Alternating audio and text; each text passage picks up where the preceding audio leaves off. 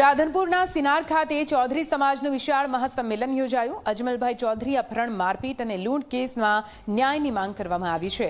ઓગણ મઠના મહંત બળદેવગીરી સામે ગુનો નોંધી ધરપકડની માંગ કરવામાં આવી।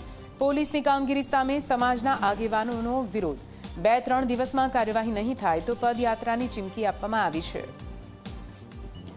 તો આપને જણાવી દઈએ, સિનાર ખાતે ચૌધરી સમાજનું આ વિશાળ મહાસંમેલન યોજાયું, જેમાં અનેક મુદ્દાઓ પર ચર્ચા કરવામાં આવી છે। સાથે અજમલભાઈ મારપીટ મામલો, ઓગણના મઠના મહંત બળદેવગીરીને લઈને હાલ તો ન્યાયની માંગ કરવામાં આવી છે। લૂંટ કેસમાં જલ્દીથી ન્યાય મળે તે પ્રકારનું આહવાન આ મંચ પરથી કરવામાં આવ્યું।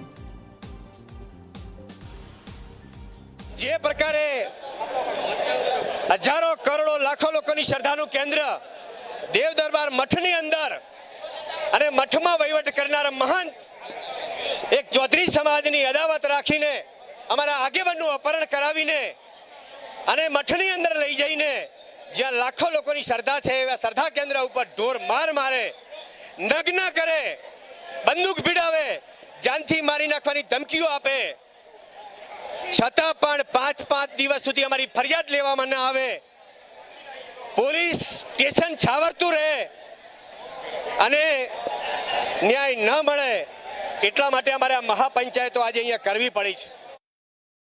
ન્યાયના માટે જે આ પ્રકરણ થયેલું છે 11 તારીખે 11/7 થી આજે 21 દિવસ થયા છે, મને જે ન્યાય નથી મળ્યો, જે બલદેવનાથમાં એફઆઈઆર કરેલી હતી એ એફઆઈઆરની માલિમકાથી જે અમને નામ આડાવડું કરી અને મેં નામથી કાઢી નાખ્યું, ગોટાળા ચડાવ્યું છે।